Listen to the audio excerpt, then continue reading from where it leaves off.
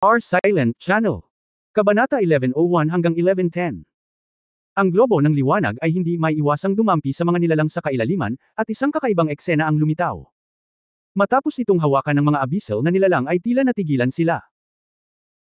Ang mas kakaiba pa ay tila mayroong puwersa ng absorption sa globo ng liwanag na ito, kaya ang enerhiya ng abyssal na binago ng mga natutunaw na nilalang sa abyssal ay hindi direktang bumagsak at mahulog sa kalaliman na channel sa ibaba, ngunit maaari lamang dahan-daang makatakas. Pinag-aralan ng mga tao ang mga abyssal na nilalang sa loob ng maraming taon, natural na imposible na walang paraan. Ang mga corrosion bomb ay isang lihim na sandata na partikular na naglalayong sa mga nilalang sa kailaliman. Ito ay ginawa sa pamamagitan ng paggamit ng ilang mga espesyal na prinsipyo ng Soul Guidance Array, na hindi lamang maaaring mabulok at pumatay sa isang malaking lugar, ngunit makagawa din ng isang malakas na lagkit sa enerhiya ng kalaliman. Kaya, pagkatapos mamatay ang mga abyssal na nilalang sa labanan, hindi nila maibabalik ang kanilang enerhiya sa abyssal plane sa unang pagkakataon. Bagamat ito ay pansamantalang solusyon lamang, maaari itong gumanap ng malaking papel sa harap ng malaking kaguluhan sa Abyss Channel. Nang makita ang mga nakakaagnas na bomba na may maraming abyssal na nilalang na nahuhulog sa kailaliman ng Abyss Channel, mahinahong nag-utos si Zhang Huanian, pasabog. Nakarinig ng malakas na putok, ang kalaliman ng Abyss Channel ay sumabog ng isang malaking dark green light ball na halos agad-agad, na nagniningning, at nagradiation ng isang malaking swath ng berdeng likido, na kontaminado ng malaking bilang ng mga nilalang sa kailaliman. Nagsimula itong magkorode ng marahas. At ito ay kontaminado ng enerhiya ng Lacquer Abyss. Sa oras na ito, nahayag din ang lakas ng mga nilalang na abyssal. Ang ordinaryong abyssal na nilalang ay nakipag-ugnayan sa kinakaing unti-unti na bomba at mabilis na namatay. Gayunpaman, ang ilang mga makapangyarihang nilalang sa abyssal ay may sariling paraan ng pagharap. Kasunod ng Black Emperor, may 12 iba pa na halatang mas maliit sa kanya, ngunit lahat ay natatakpan ng Black Misty Black Emperor. Sa oras na ito, mayroong 6 na itim na emperador na nagbabantay sa itim na emperador, at 6 na iba pa ang bumangon sa himpapawid. Ang itim na ambon sa kanilang mga katawan ay nagmamadaling paitaas. Kapag nadikit ang mga ito sa kinakaing unti-unti na likidong bumubuga ng nabubulok na bomba, ang itim na ambon ay magiging marahas. Pagbabago-bago, ngunit ang kinakaing unti-unting likido ay mabilis ding makontamina, at pagkatapos ay magiging bahagi ng itim na ambon. Ito ay sa ilalim ng mga pangyayari na sila ay gumawa ng aksyon na ang malakas na kinakaing unti-unting likido ay hindi maaaring pumatay ng higit pang mga nilalang sa kailaliman. Sa kabila nito, may posibilidad pa rin na umatake paitaas ang mga nilalang sa kailaliman. Bumangon sa ere ang 6 na Black Emperors. Bilang pangunahing puwersa ng labanan, sa wakas ay kumilos na sila, ngunit ang 5 Abyss Kings na pinamumunuan ng Black Emperor ay nanatili sa pwesto, tahimik na pinagmamasdan ang sitwasyon ng paglabas. Lumipad ang 6 na itim na emperador, at ang iba pang mga nilalang na abyssal ay agad na dumagsa sa paligid nila. Ang 6 na itim na emperador ay naglabas lahat ng isang makapal na itim na ambon, na tila ang abyssal na enerhiya pagkatapos ng qualitative change, na condensed tulad ng isang slurry, at ang mga shell na ginagabayan ng kaluluwa ay nahulog. Hindi man lang ito maaaring sumabog kung ito ay pumasok, at ang Soul Guidance Ray ay nahuhulog dito, tulad ng isang clay ball na pumapasok sa dagat. Ang ekspresyon ni Zhang Huanian ay kahanga-hanga. Alam niyang ito ang Black Devo uring Demon Mist na sikat sa Black and Yellow Clan. Tila kaya nitong lunukan ang lahat ng bagay at enerhiya at ibahin ito sa sarili niyang kapangyarihan sa isang tiyak na lawak. Nakakasakit at nagtatanggol. Ito ang likas na kakayahan ng angkan ng Black Emperor, at masasabi pa na ang lahat ng kanilang kakayahan ay nagmumula sa itim na lumalamon na ambon. Lahat sila ay nakabatay dito. Ang Black Devo uring Mist ay tumaas sa kalangitan, na hamarang sa karamihan ng mga pag-atake sa isang iglap. Ang lahat ng 6 na Black Emperors ay may lakas na malapit sa isang ordinaryong titulo Daoluo, syempre, nang hindi nakasuot ng battle armor. Nagbibigay ang mga ito ng isang mahusay na takip para sa isang malaking bilang ng mga abyssal na nilalang sa likuran. Nakatago sa likod ng Black Magic Fog ang hugis shuttle abyssal na nilalang. Sila ang may pinakamabilis na bilis. Matapos maabot ang isang tiyak na distansya, maaari silang sumabog ng mas mabilis kaysa sa tunog. Mas mabilis. Huminga ng malalim si Zhang Huanian, at ang tanging paraan para harapin ang Black Devo uring Demon Mist ay ang pag-alog ito ng malakas gamit ang enerhiya. Tanging kapag ang lakas ng impact ay lumampas sa limitasyon na maaaring lunukan ng Black Devo uring Demon Mist, maaari itong masira sa isang iglap nang hindi binibigyan ng oras na lunukan ito. Gayunpaman, ito ay walang alinlangan na kumonsumo ng isang malaking halaga ng enerhiya, ngunit ngayon ito ay hindi rin responsable.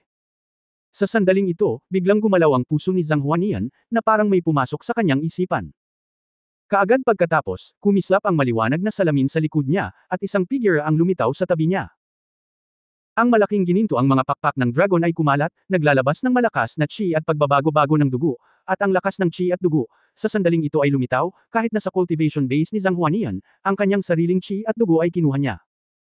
Ang kakilakilabot na pagbabago-bago ng enerhiya ay nag-spray out sa sandaling ito, at ang matinding dugo ay ginawa pa ang kalangitan na parang gininto ang pula.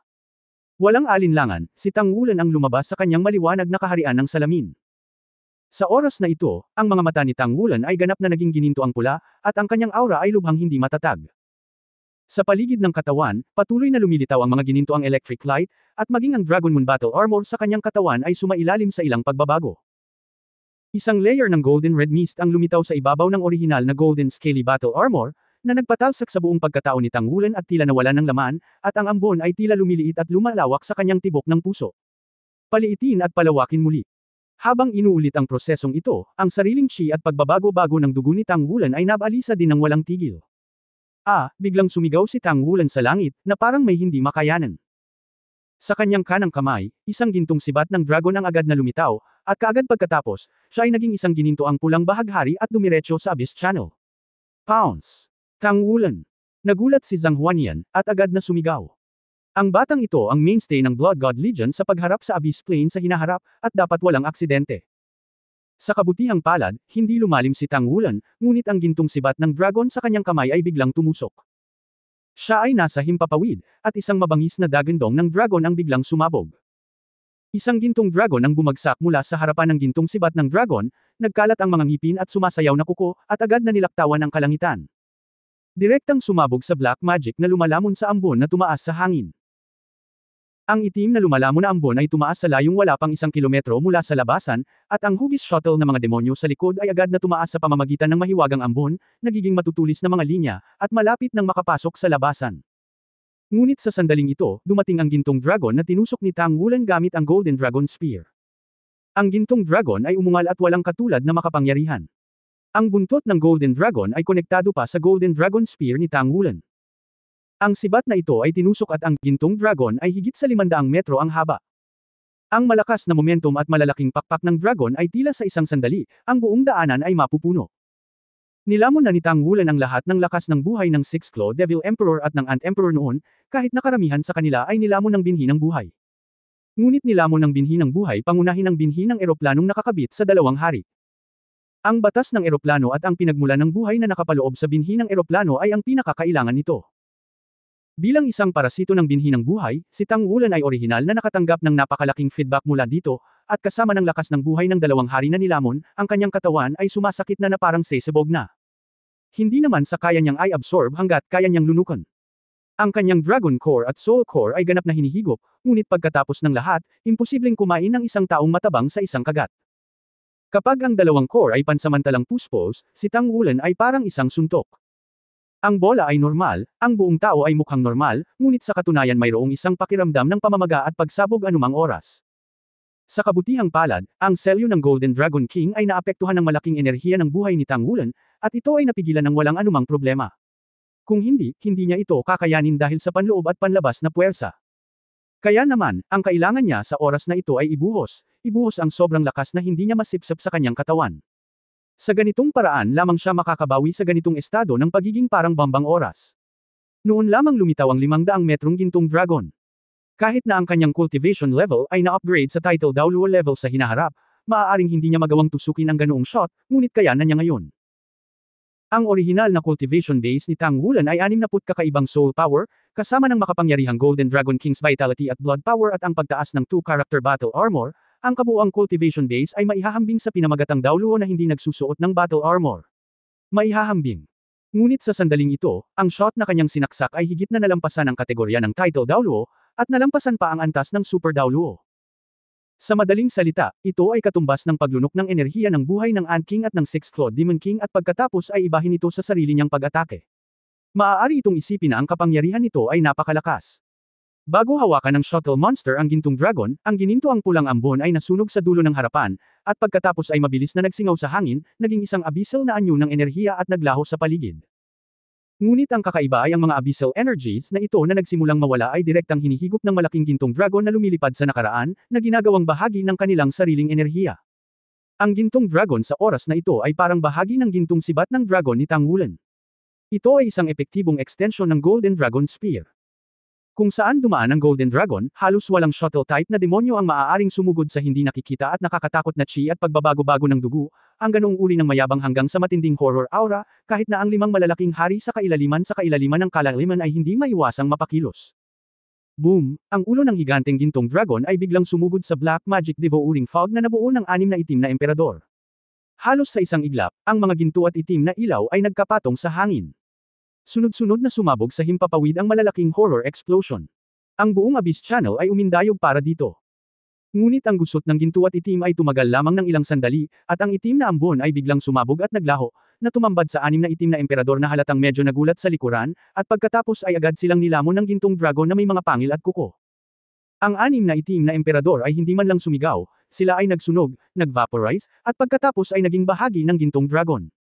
Ang gintong dragon ay biglang lumaki mula sa 500 metro hanggang 1 kilometro, at isang gintong sinag lamang ang konektado sa gintong sibat ng dragon sa likod nito. Agad na sumugod sa malaking gintong dragon sa ibaba, umiling-iling at iwinagayway ang buntot nito, at dumiretso sa kalaliman. Sa sandaling ito, gumalaw ang Black Emperor. Matatagpuan sa gitna ng 5 hari, bahagyang kumislap ang kanyang figura, at nasa harap na siya ng gintong dragon. Ang malakas na gintong pula sa katawan ni Jinlong ay kumikinang sa kanyang katawan. Malamig ang ekspresyon ng itim na emperador, at ang hugis disc na itim na buhok sa likod ng kanyang ulo ay biglang hamaba. Ang malalim na itim ay tila nagbubukas ng isang malaking sa likod niya. Ang black hole, at ang kanyang sarili, ay parang ubod ng buong black hole, na baluktot ng bahagya, lahat ng liwanag sa loob ng Abyss Channel, maging ang liwanag mula sa malaking gintong dragon, ay nilamon sa isang iglap. Ang 1 kilometrong gintong dragon ay lumiit ng hindi bababa sa 1 katlo, at pagkatapos ay bumagsak sa black hole. Ang itim na butas ay malalim at malabo, at ang napakalaking ginintoang dragon ay lumubog dito at nawala sa isang iglap. Ngunit sa susunod na sandali, ang loob ng Abyss Channel ay nag-oscillate ng malaki. Sa loob ng black hole, isang ginintoang pulang ambon ang lumundag at umapaw, at ang loob ng buong channel ay marahas ding nag-oscillate. Ang isang malaking bilang ng mga abyssal na nilalang ay gumuho at naging abyssal na enerhiya sa tila mahinang pagkabigla na ito. Ang isang bahagi ng abyssal energy ay sinipsip pabalik sa abyss plane, at ang isang bahagi nito ay aktwal na lumipad patungo sa direksyon ni Tang Wulan at naging bahagi ng kanyang katawan. Ang ginintoang pula sa mga mata ni Tang Wulan ay muling nabalisa, ang gintong sibat ng dragon sa kanyang kamay ay nakaturo pasulong, at ang ginintoang pulang alon ng hangin ay umikot sa kanyang katawan, na naglalabas ng isang hindi kapanipaniwala at malakas na aura sa kanyang buong katawan. Lumiit ang black hole, at muling lumitaw ang itim na emperador sa paningin ng lahat. Tumangala siya kay Tang Wulan sa itaas, at ang malamig at matamis niyang boses ay umalangaw sa buong kuweba, ikaw. Ang simpleng dalawang salita ay nagparinig ng malinaw sa lahat ng nasa Blood God Legion, at ang pupil ng dugo na nakaupo sa pangunahing posisyon ng formation ay malinaw na nagkontrata. Sinabi ng Hey Emperor na hindi siya nagulat. Medyo kinakabahan siya na malamang na kinilala ng Hey Emperor si Tang Wulan bilang pag-iral na lumamon sa 2 hari sa kailaliman. 108 antas ng kalaliman, ito ay isang kumpletong kalaliman, isang kumpletong eroplano, 2 layer ay naghiwa-hiwalay, kung ihahambing sa bilang, tila ang kalaliman ay hindi sumasakop ng labis, ngunit sa katunayan, ito ay yumanig sa pinagmula ng buong kalaliman na eroplano. Hanggat ito ay maaaring magpatuloy, kahit na ang kalaliman ay hindi maaaring sirain, hindi bababa sa ang abyss plane ay maaaring aktibong putulin ang daanan, upang ang mga tao ay ganap na malutas ang malaking problemang ito tulad ng isang malignant na tumor. Malinaw, natuklasan ito ng Black Emperor, kung gayon, walang duda na gagawin nila ang lahat upang patayin si Tang Wulan sa pinakamaikling posibleng panahon upang malutas ang sakuna na ito na parang pagkalipol sa eroplanong kailaliman. Problema. Sa sandaling ito, medyo nagsisisi siya nagsisisi na ilantad ang pag-iral ni Tang Wulan ng maaga. Siyempre, ito rin ay dahil masyadong biglaan ang pagsabog ng abyss plane. Kung hindi, maghihintay siya hanggang sa lumakas si Tang Wulan bago ilunsad. Kung kayang taglayin ni Wulan ang kanyang antas ng lakas, kasama ang kakayahang lunukan ang Golden Dragon Spear, marahil, malulutas niya talaga ang abyss plane sa isang pagkakataon. Gulo. Phantom Cloud. Sumigaw ang walang awa na si Daoluo Caudesi, agad na naunawaan ni Zhang Huania na ang iba ay tahimik na nagpakita sa likod ni Tang Wulan, handang protektahan ang kaligtasan ni Tang Wulan anumang oras. Ngayong natuklasan na sila ng kabilang partido, ang magagawa lang nila ay protektahan si Tang Wulan ng walang pag-aalinlangan, para hindi magkaroon ng problema sa kanya. Gumalaw ang itim na emperador, at halos manginig ang kanyang katawan, at nasa loob siya ng 100 metro mula sa Tang Wulan mula sa hangin. Habang papalapit siya, mas nakikita niya ang napakaganda niyang mukha. Sa lahat ng babaeng nakita ni Tang Wulan, si Guya na lang ang mas maganda ng kaunti kaysa sa kanya sa hitsura. Ang anthropomorphic na kakayahan ng taong ito ay talagang makapangyarihan.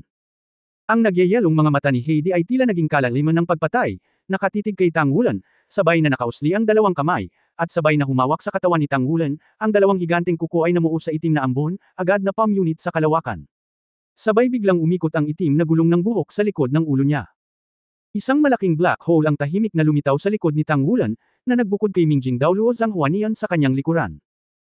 Ito rin ang unang pagkakataon na hinarap ni Zhanghuanian ang itim na emperador na ito, palihim na sumisigaw ng masama, at ang maliwanag na salamin sa likod niya ay kumikinang ng maliwanag, sumasabog patungo sa itim na puyaw ng tubig ng walang pag-aalinlangan. Ngunit nabalot na ng mga kuko ng itim na emperador ang katawan ni Tang Wulan. Malamig na sumangot si Tang Wulan, at ang gintong sibat ng dragon sa kanyang kamay ay biglang pumutok ng libu-libong ilaw ng sibat.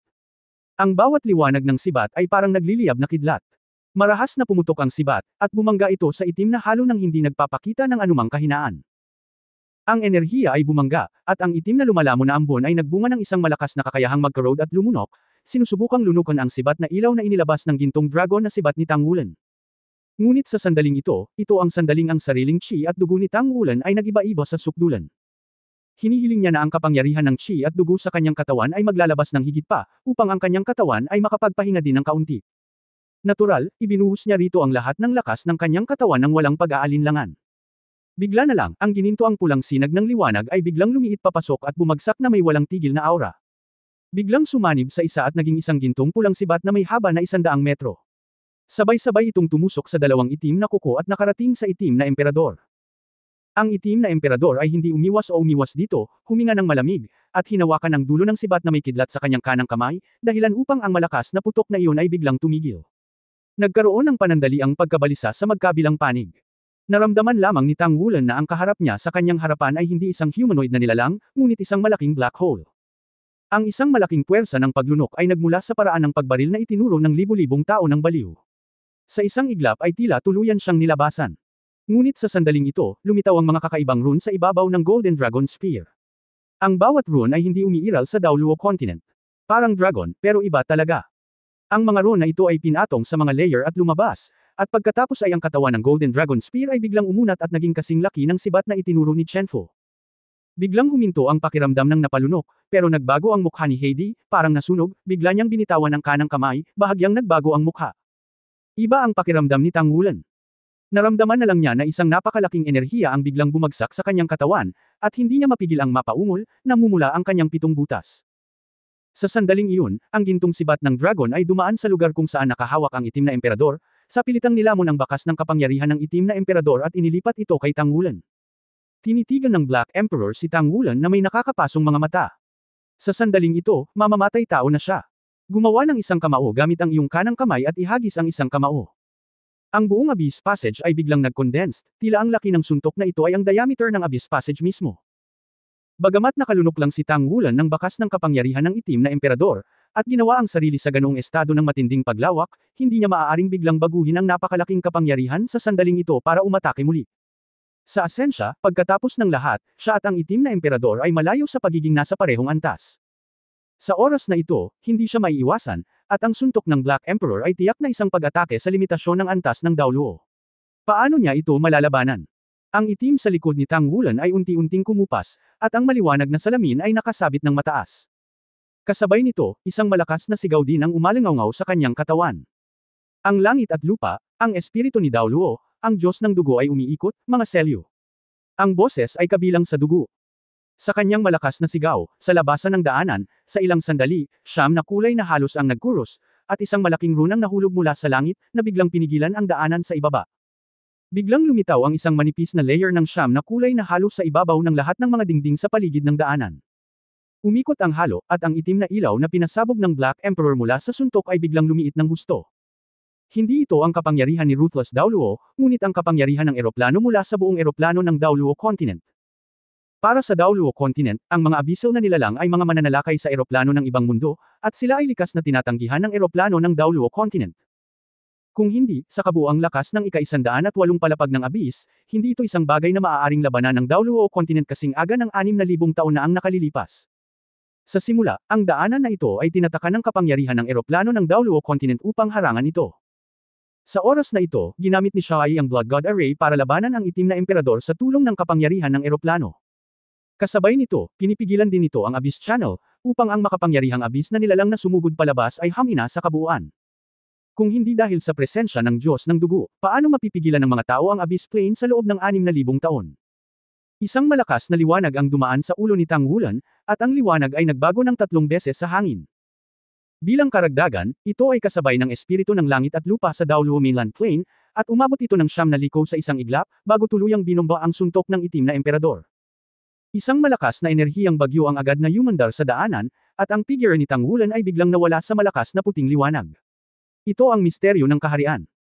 Sa pamamagitan ng kaharian ng Mingjing Daoluo, direktang binawi ni Zhang Huanian ang katawan ni Tang Wulan papunta dito, at ginamit ang sarili niyang kapangyarihan at ang pagbuo ng Diyos ng dugo para durugan ng Black Emperor. Gayunpaman, sa oras na ito, ipinakita ng Black Emperor ang lakas ng antas ng Abyssal Plane Monarch. Sa epekto ng nakakatakot na bagyo ng enerhiya, ang taong ito ay lumipad lamang sa hangin, hindi gumagalaw, tulad ng isang iskultura, gaano man kalakas ang epekto ng enerhiya, hindi siya umatras ng kalahating minuto, isang pares ng mga mata, tulad ng mga itim na hiyas sa pangkalahatan, si Yi ay maluwalhati. Habang ang kanyang mga kamay ay malumanay na gumagalaw sa kanyang harapan, umikot ang mga itim na sinulid mula sa pagitan ng kanyang mga daliri, na tumatakip kay Mingjing Daoluo. Si Zhang Huanian ay hindi lumaban ng husto sa kanya, bagamat siya ay umabant na sa Ultimate Daoluo, kasama ang isang 4-character battle armor, kahit na hindi niya matalo ang Black Emperor, kahit papaano ay magagawa niyang labanan ito. Gayunpaman, sa kasalukuyang sitwasyon, hindi na niya kailangang gawin ito. Sa gilid ng Blood God Legion, dalawa lang sila sa cultivation base tulad niya at Zuyi. Sila ang tunay na mainstays. Kasabay nito, upang labanan ang mga matataas na antas ng kailaliman ng mga emperador na ito, mas mahalaga na huwag umasa sa iyong sariling lakas, ngunit upang magkaisa ang kapangyarihan ng buong kontinente ng Daoluo upang labanan ito. Kung hindi, umaasa lamang sa kanilang sariling lakas, hindi sila magkakaroon ng anumang pagkakataon. Ito ang dahilan kung bakit pinili ni Xiaoyi na makiisa sa iba pang 8 Diyos ng dugo upang maglunsad ng pagbuo ng Diyos ng dugo sa halip na humakbang pasulong upang patayin ang kaaway. Hanggat ang Blood God Array ay stable, ang bentahe ng eroplano ng Daoluo Continent ay maaaring ganap na magamit. Kahit na ang Black Emperor ay malakas sa ilang sandali, siya ay nasa semi-God realm. Sa eroplano ng Daoluo Continent, pipigilan siya ng eroplano at hindi na siya makakalabas. Ang pinakamalakas na lakas. Mas madaling pigilan kapag ang isa ay bumaba at ang isa ay nasa taas. At si Tang Wulan, bilang ang pag-iral na maaaring tunay na nagbabanta sa buhay ng mga haring ito sa kailaliman, ay isang ganap na mamamatay tao. Hindi ba natatakot na lamunin din ni Tang Wulan ang kanyang orihinal na kapangyarihan? Ito ay malinaw na imposible. Sa makatuwid, kinuha ni Zhang Huanian si Tang Wulan upang umatras sa oras, at ang pinakamahalagang bagay ay ang patatagin ng sitwasyon sa oras na ito. Sa isang kislap ng puting liwanag, si Zhang Huanian ay umatras na sa labas ng pagbuo ng Diyos ng dugo, at hindi na nagpatuloy sa pakikipaglaban sa itim na emperador. Kasabay nito, ang liwanag ay kumikislap, at si Tang Wulan, na napapalibutan ng isang gintong pulang halo sa buong katawan, ay lumitaw sa tabi niya. Bagamat ang lahat ng nangyari noon ay nakumpleto sa proseso sa pagitan ng electric light at flint, lumitaw din ito sa mga mata ng bawat sundalo ng Blood God Legion. Ang nakita nila ay si Tang Wulan, na may napakalakas na aura, ay agad na nilipol ang 6 na itim na emperador at naging makapangyarihan. Ang ginintuang at pulang figure ng Naha ay ang pinakamahusay sa mundo, malalim na nakatatak sa puso ng lahat. Sa pamamagitan ng Star Battle Net Federation Challenge, si Tang Wulan ay naging bayani na sa puso ng mga sundalo ng Legion, ngunit kahit noon pa, hindi nila naramdaman kung gaano kalakas si Tang Wulan. Pagkatapos ng lahat, iyon ay isang limitasyon ng 3. Sa ilalim lamang ng salitang Dujashi ang maaaring lumahok sa digmaan. Ngunit sa sandaling ito, nang makita si Tang Wulan na sumabog sa isang nakakatakot na lakas ng pakikipaglaban sa isang iglap, ang malaking gintong dragon na mahigit 500 metro ang haba ay talagang nag-iwan sa kanila ng napakalalim na impresyon, paanong hindi sila mabigla. Sa oras na ito, muling nagpakita si Tang Wulan, ang gininto ang pulang ilaw sa paligid ng kanyang katawan ay namamaga pa rin, at ang hininga sa loob ng kanyang katawan ay nagbabadya. Ang enerhiya ng 6 na itim na emperador ay talagang pambihira, bagaman ang karamihan sa enerhiya na huli na upang masipsip ay siya ang naglabas sa panahon ng pag-atake. Ngunit ang orihinal na kapangyarihan ng Black Emperor ay isinama pa rin sa kanyang katawan. Ang Dragon Core at Soul Core ni Tang Wulan ay palaging overloaded, kaya ang kanyang hininga sa oras na ito ay napaka-unstable. Kung babaguhin ito ang isang ordinaryong Spirit Master at sumipsip ng napakalaking lakas, sisabog na sana siya at namatay noon pa. Ngunit hindi lamang sapat na malakas ang kanyang katawan, higit sa lahat, pagkatapos na masipsip ng binhi ng buhay ang mga buto ng eroplano ng 2 Abyss Kings, lubos siyang nasisiyahan sa kanyang parasite sa oras na ito. Ang napakayaman na enerhiya ng buhay ay nananatili sa katawan ni Tang Wulan, na nagbabantay sa kanyang katawan.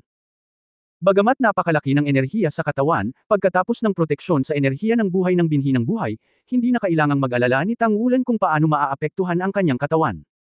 Ang lahat ng nabubuhay na nilalang ay may sariling pinagmumulan ng buhay, at kung mas malakas ang pinagmumulan ng buhay, mas malakas ang sigla. Ang enerhiya na binago ng binhi ng buhay ay patuloy na nagpapalakas sa pinagmulan ng buhay ni Tang Wulan, na nagdadala sa kanya ng isang husay na paglukso sa isang tiyak na kahulugan, upang ang kanyang enerhiya ay mapanatili sa proseso ng patuloy na pagpapabuti. Hindi talaga sesabog ang katatagan ng katawan. Ngunit kahit na ganoon, naramdaman pa rin ni Tang Wulan na hindi niya maubos ang kanyang lakas. Bigla na lang, ang enerhiya ng buong katawan ay lumawak at patuloy na umuurong, at ang gintong sibat ng dragon sa kanyang kamay ay puno ng liwanag ng sibat, na nagnanais na sumugod muli sa kailaliman para makipaglaban. Siyempre nararamdaman niya ang kapangyarihan ng Black Emperor, kahit na ang kanyang enerhiya sa katawan ay sobrang pamamaga, ang enerhiya ng taong iyon ay magkakaroon pa rin ng napakalakas na epekto sa kanya, na magdadala sa kanya na nagbabanta sa buhay. Ngunit kahit na ganoon, ang kumukulong enerhiya sa kanyang katawan ay nagpapataas pa rin ng kanyang fighting spirit ng walang tigil. Gaano man kalakas ang kalaban sa unahan, hindi ako magdadalawang isip. Tang Wulan lang ang nasa isip niya sa oras na ito. Sa pagpapabuti ng kanyang pinagmulan sa buhay, ang kanyang espiritual na antas ay patuloy na sumasailalim sa banayad na mga pagbabago. Naramdaman ang siyam na espiritual na pagbabagong anyo ng langit at lupa na hatid ng hanay ng mga Diyos ng dugo. Sa ilang sandali, naramdaman niyang parang naging pinuno siya ng langit at lupa. Fantasy Cloud, umatras ka. Dumating ang boses ni Zhu Yi. Natigilan si Zhang Huanian saglit at tumingin sa direksyon niya. Sa oras na ito, ang mga nilalang sa kailaliman ay nabangga ng naunang dalawang dakilang kapangyarihan, at pansamantalang tumigil ang opens iba, ngunit may mga nilalang sa kailaliman na bumubuhos sa ibabaw ng bitek. Hindi ko alam kung anong uri ng kapangyarihan ang ginamit sa Abyss Plane, at sinuportahan lang nila ito. Matapos ang pamimilit ng Blood God Array, hindi ito tuluyang umatras. Sinabi ng dugo na may malalim na tinig, ang malaking porma sayon ang magbabantay kay Wulan. Sa oras na ito, siya lang ang tunay na manggaguna sa atin upang itaboy ang mga nilalang na ito. Wulan, makinig kang mabuti. Mula ngayon, tutulungan ka naming maging isang Diyos ng dugo. Sa kaibuturan ng porma sayon, hindi mo na kailangang isaalang-alang ang anumang mga isyu sa pagtatanggol, kailangan mo lamang na maging responsable sa pag-atake. Gawin mo ang iyong makakaya upang patayin ang kalaban, at intindihin ang iyong makakaya. Sa iyong binhi. Nakita na ng walang awa na Daoluo na ito kung ano ang mali kay Tang Wulan, at mayroon siyang ilang mga paghatol kung ano ang binhing iyon, kaya gumawa siya ng ganoong mga tagubilin. Sa oras na ito, ang enerhiya ni Tang Wulan sa kanyang katawan ay tumataas, tulad ng isang malaking lobo. Wala man lang siyang lakas ng loob na ibuka ang kanyang bibig, baka mabuga ang kanyang katawan dahil sa pagbuga ng enerhiya. Konting dugo lang. Paano niya mapapahalagahan ang enerhiya sa kanyang katawan at hindi may hatid sa binhi ng buhay? Ang mga enerhiyang iyon ay kailangang makita ng binhi ng buhay. Napaka-picky ng isang ito. Tanging ang enerhiya ng Abyssal Plane Seed ang pinaka-gusto nito. Ang Diyos ng dugo ay umiikot, nagbabantay sa siyam na espiritu. Lumiko. Ang siyam na pabilog na plataporma ay biglang umikot, at ang liwanag ng mga espiritu ng langit at lupa ay nahulog mula sa langit, na naging isang hugis kono na maskara. Naramdaman lang ni Tang Wulan na biglang dumating ang isang atraksyon, at sa sumunod na sandali, isang kakaibang pakiramdam ang kumalat sa buong katawan niya. Ang ganoong uri ng pakiramdam ay nagparamdam sa kanya na para siyang naging Panginoon ng langit at lupa sa isang iglap, at lahat ng bagay sa mundo ay nasa ilalim ng kanyang kontrol. Ang kanyang mga iniisip ay umaabot ng walang hanggan, at ang orihinal na damdamin na hindi malinaw sa iba't ibang elemento ay agad na nagiging malinaw, at ang buong hanay ng bundok ay tila nasa kanyang larangan ng pangitain. Kahit malayo, ramdam na ramdam niya ito sa malayo. Naramdaman pa niya na ang swerte ng buong kontinente ng Daoluo ay namumuo sa kanyang direksyon, na naging dahilan upang maging lubos na malinaw ang kanyang damdamin, at ang buong tao ay tila nakadama ng isang kahangahangang pagbabago. Ang pamamaga na nararamdaman sa katawan ay halatang nawala, dahil siya ay tila naging Panginoon ng langit at lupa, at sa pagpapala ng espiritu ng langit at lupa, siya ay naging lubhang makapangyarihan. Ang gintong sibat ng dragon sa kanyang kamay ay naging mainit sa oras na ito, at tila may nakakabinging dagandong ng dragon na umaalingaw-ngaw sa kanyang mga tainga. Ang gintong sibat ng dragon, na parang nabuhay, ay kumikinang sa walang katulad na liwanag. Sa noo ni Tang Wulan, naging malinaw ang markang nabuo ng binhi ng buhay. Isang sinag ng berdeng ilaw ang biglang lumutang mula sa noo ni Tang Wulan, at ang espiritu ng langit at lupa na iniksyon sa kanyang katawan kasama ang hanay ng Diyos ng dugo ay biglang bumaliktad. Sa isang iglap, ang buong maskara ay natatakpan ng malabong berdeng halo, at ang napakayaman na sigla ay agad na kumalat sa buong hanay. Kontaminado ng berdeng halo na ito, mula sa Blood 1 hanggang Blood 9, ang siyam na mga Diyos ng dugo ay lahat ay nagpakita ng mga sorpresa sa kanilang mga mukha, dahil malinaw nilang naramdaman na ang kanilang sigla ay lumakas ng gusto, at ang dating pagkonsumo ay halatang iba. Gumaling. Ang mas kakaiba pa ay nasa pagpapalakas ng enerhiya ng buhay na ito, ang mga espiritu ng langit at lupa, na orihinal na hinihimok lamang ng hanay ng mga Diyos ng dugo, ay biglang lumakas, na parabang natagpuan na nila ang pinanggalingan, at dumagsa sa gilid na ito. Ito ay. Nagniningning ang mga mata ni Zhu, at alam niyang tama ang kanyang pinili. Kahit na hindi niya lubos na alam kung ano ang bagay na ito sa tanggulan, maaari niyang hulaan na ito ay dapat na isang pangunahing pag-iral na may kaugnayan sa buong eroplano. Nilamon na lang nito ang pinanggalingan ng dalawang hari sa kailaliman. Sa oras na ito, dapat itong maging backfeeding upang matulungan silang mapakilos ang kapangyarihan ng eroplano. Sa ganitong paraan, ang kumpiyansa laban sa Abyss Plane ay naging mas malaki. Ang malalakas na ilaw ay umalingaw sa hangin, at ang mukha ng itim na emperador sa ibaba ay malamig, at walang ekspresyon. Sa kanyang mga mata, ang katawan ni Tang Wulan ay patuloy na namamaga. Sa ilalim ng pagbubuhos ng pahiwatig ng liwanag at anino na iyon, ang kanyang katawan ay mabilis na naging 10 metro ang taas, at ang gintong sibat ng dragon sa kanyang kamay ay naging mas malaki din. Bagamat isa lamang ang tao, ito ay sinuspinde. Doon, sa ilalim ng pagpapala ng dakilang porma sayon ng Diyos ng dugo, nagkaroon ng lasa ng pagiging isang tao na namamahala sa isang tao. Ang Black Emperor ay mabangis na iwinagayway ang kanyang kamay, at ang isang malaking bilang ng mga abyssal na nilalang na nakapos ay biglang umakyat at lumipad diretso sa langit. Sa ilalim ng utos ni Zhang Huanyan, ang lahat ng mga sundalo ng Blood God Legion ay ganap na umatake muli.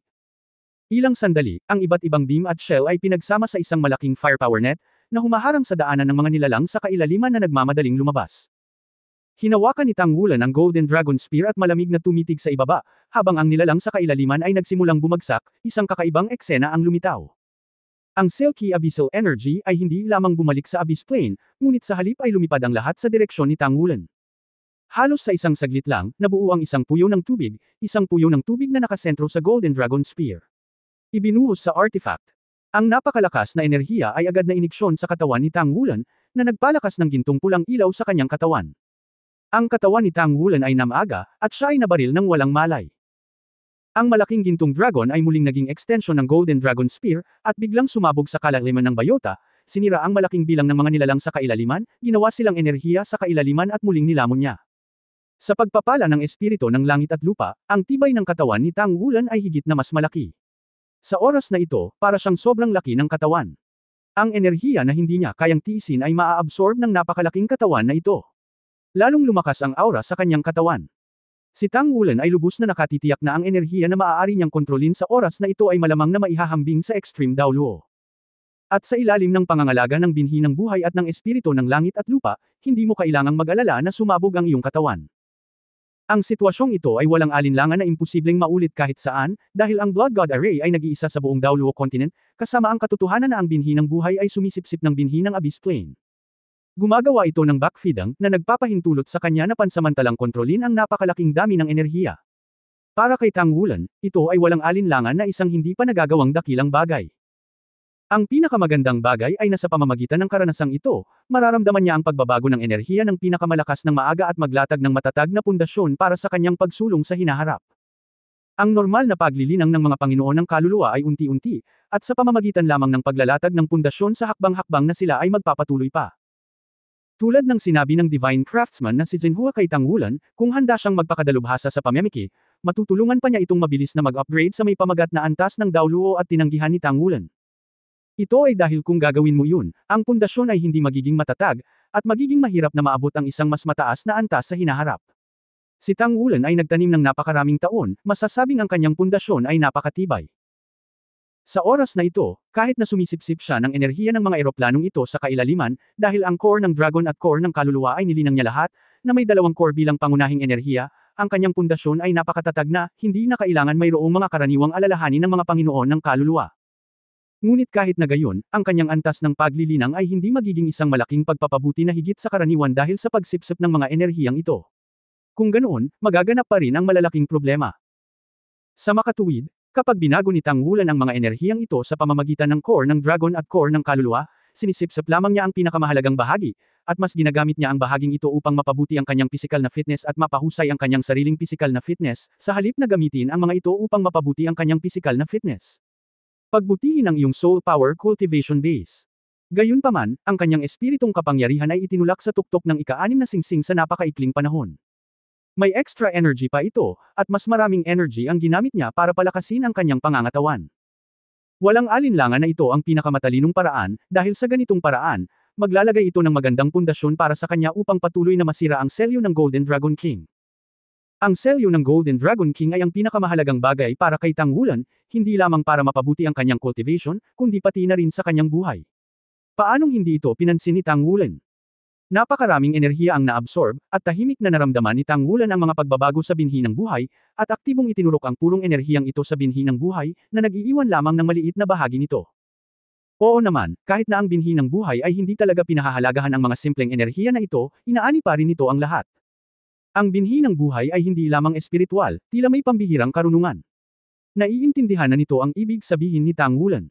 Ang mayamang sigla ay nagpalakas sa gininto ang pulang kulay ni Tang Wulan, at ang kanyang sariling pakiramdam ng pamamaga ay hamina din ng husto. Ang gintong sibat ng dragon sa kanyang kamay ay bumubukas at sumasara, at hindi na kailangang isaalang-alang ang kakulangan ng enerhiya. Ang bawat putok ay pinaputok tulad ng pinakamalakas na nakapirming nakamount na soul-guided artillery shell, at ang mga nilalang sa kailaliman sa ibaba nito ay nabasag. Kahit na ang mga nilalang sa kailaliman sa antas ng Black Emperor ay natatakot na sumugod. Ito ay ang isang tao na namamahala sa digmaan, at sa tulong ng mga high-tech na kagamitan ng maraming mga sundalo ng Blood God Legion, ang sitwasyon ay ganap na naging matatag. Sa sandaling ito, ang 5 hari sa kailaliman ay hindi man lang nang ahas na sumugod upang harapin siya. Hindi dahil sa walang tiwala sa kanila ang Black Emperor, ito ay dahil sa mas malapit sila sa labasan ng daanan, mas malakas ang pressure ng eroplano na kanilang dadalhin. Noon, ang mga ninuno ng Daoluo Continent ay talagang nagbayad ng malaki para sa pagbuo ng Diyos ng dugo na ito. Kasabay ng patuloy na pagpapabuti sa nakalipas na 6,000 taon, ang pagbuo ng Diyos ng dugo ay naging napakalakas sa pagpapakilos ng espiritu ng langit at lupa, hindi pa ito banggitin. Ang feedback ng sigla ng binhi ng oras, walang alinlangang dinagdagan ang tanong ng simpleng paggamit ng lakas ng mga Diyos ng dugo bilang pampalakas ng enerhiya. Sumimangot ang Black Emperor, nag-aapoy ang kanyang mga mata habang pinagmamasdan ang paglabas ng Golden Dragon Spear sa hangin, at pagkatapos ay nilamon ang enerhiya ni Tang Wulan mula sa kailaliman. Bagamat nawawala pa rin ang mga ito sa abyssal energies, ito ay talagang isang pagpapahina ng pinagmulan ng Abyss Plane. Higit pa rito, napatay din ng kalaban ng 2 hari sa kailaliman. Ang Abyss Channel ay hindi one-way, ngunit two-way.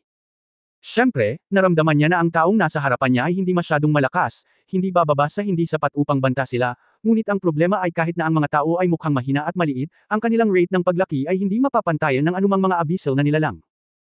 Kapag ang taong ito na lumaki sa antas ng isang demigod, kasama ang sandata sa kanyang kamay, ay malamang na maging isang sakuna para sa kalaliman, kahit na sa kanyang pag-iral, magiging lubhang mahirap para sa eroplanong kalaliman na salakayin ang mundo ng mga tao. Sa pag-iisip ng Black Emperor, ang mamamatay tao na intensyon sa kanyang mga mata ay totoo na. Hindi katakataka na kahit na ang banal na monarko na natutulog at naghihintay para sa kalaliman na mag-evolve sa God Realm ay nagising, at sinusubukang buksan ang pangunahing channel na ito sa lahat ng paraan, ang mga tao ay talagang lumitaw na nagbabanta sa kanilang pag-iral. Kahit anong mangyari, dapat patayin sa duyan. Sa pag-iisip nito, mas kumikinang ang liwanag sa mga mata ni Heidi, ngunit hindi pa rin siya sabik na mag-activate, kahit na ang 4 na hari sa kalaliman sa tabi niya ay sabik na sumubok, mahinahon pa rin siyang naghihintay siya ng pagkakataon. Dahil sa kasalukuyang sitwasyon ng mga Diyos ng dugo sa sangkatauhan, mahirap na pagmamadali, ang pagkakataon ay hindi malaki. Masyadong malakas ang pagsupil sa eroplano. Sa kanyang lakas, masisiguro lamang niyang outrest ang kanyang buong katawan. At kung may bumagsak na iba mula sa ibang mga hari sa kailaliman, ang pinanggalingan ng kalaliman ay mayayanig muli. Darating talaga ang pagkakataon. Sa oras na iyon, oras na upang tapusin ang gawain. Ang itim na sinulid sa kamay ng itim na emperador ay nakapulupot, na bumubuo ng isang malaking malanet na pag-iral sa hangin, patuloy na nilalamon at sinisipsip ang enerhiya ng kalaliman sa hangin, at itinurok ito sa bitek.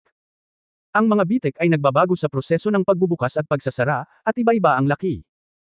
Sila ay uurong kapag sila ay pinindot ng Blood God Array, ngunit lalawak kapag sila ay natama ng walang humpay na puwersa ng Abyss Plane sa kabilang panig, at ang mga patuloy na pagbabagong ito ay nagkakasalikop sa isa't isa. Mas maraming abyssal na nilalang ang lumabas dito. Sa kabilang panig ng pagpatay kay Tang Wulan, 2 pang hari sa kailaliman ang lumitaw mula sa mga nilalang na nasa kailaliman dito. Bagamat hindi na muling lumitaw ang pagkakaroon ng emperador, tumaas ng malaki ang bilang ng mga eksperto sa mataas na antas ng kailaliman. Habang pinapakilos ang malaking pormasayon, malamig na pinagmamasdan ni Zhu ang sitwasyon ng Abyss Plane sa ibaba, ang sinaunang balon ay hindi iwinagayway sa kanyang mga mata, hindi na siya gaanong nag-aalala ngayon, ang Blood God Array ay ganap na gumagana sa oras na ito, at ang Abyss Plane ay gustong panatilihin ang mga bitek. Dapat itong palaging magbayad ng magandang presyo. Bagamat ang abyssal energy na iyon ay mababawi nila, hindi ganoon kadali na i-convert ang nakuhang enerhiya sa combat effectiveness. Hanggat hindi sila makakawala sa selyo sa huli, ang kanilang sigla ay mapinsala ng husto sa pagkakataong ito. Marahil ay hindi sila magkakaroon ng kakayahang ilunsad ang Abyss Tide sa loob ng daan-daang taon. Ang Blood God Array ay nakatanggap ng feedback mula sa Seed of Life, at ang estado sa oras na ito ay mas mahusay kaysa dati. Si Tang Wulan ay biniyayaan ng buong array, at si Zuyi ay may kumpiyansa. Maliban kung nagpakita ang isang tunay na Diyos, walang posible. Sinisingil sa kanya. Sa oras na ito, si Tang Wulan ay pinalakas ng mahusay na hanay ng Diyos ng dugo, kahit sa loob ng radius na ito, siya na ang pinakamataas na antas ng demigod. Ito ay hindi na siya mismo ay umabot sa antas na ito, ngunit ang mga pagbabago sa enerhiya na nabuo ng espiritu ng langit at lupa na hinimok niya sa panahon ng proseso ng pag-atake ay magiging ganito. Kahit na bumaba ang pinakamalakas na pinuno ng eroplano sa kailaliman, maaaring hindi ito makapagmadaling lumabas. Sa pagkakaroon ng binhi ng buhay, sino ang mangangahas na basagin si Tang Wulan? Yan ang Golden Dragon Spear na kahit buto ng eroplano ay kayang lunukan. Sa makatuwid, nang si Tang Wulan ay nanatiling nakatayo doon at nagpatuloy sa pag-atake, alam ni Zuyi na ang Blood God Legion ay hindi magagapi sa digmaang ito. Kahit na siya mismo ay hindi inaasahan na si Tang Wulan ay maaaring maging mainstay ng pagsugpo sa Abyss Plane na mas mababa sa cultivation base ng Seven Rings. Si Long Chanwo, na siyang namamahala din sa pagpapakilos ng hukbo, bilang Deputy Commander ng Blood God Legion, ay nakaramdam ng medyo komplikado sa oras na ito. Sa pagtingin kay Tang Wulan, na nakahover sa hangin, sa gintong baluti, at naglalabas ng walang katulad na kinang, pinagsisihan niya ito sa unang pagkakataon. Nagsisisi ako na hindi ako dapat gumamit ng paraan para apihin si Tang Wulan para hindi masyadong mapalapit sa kanya ang anak ko. Ngunit ngayon, tila ang binata na ito ay talagang umaahon sa mga responsibilidad at pasanin na higit pa sa kanyang edad, ngunit sa parehong paraan, siya rin ay may malaking potensyal at lakas na higit pa sa kanyang mga kapantay sa edad na ito. Bilang isang senior sa Legion, tiyak na naiintindihan niya kung ano ang nangyayari sa Blood God Array. Sa sandaling ito, sa kapangyarihan lamang ni Tang Wulan, napanatili niya ang array sa antas na ito.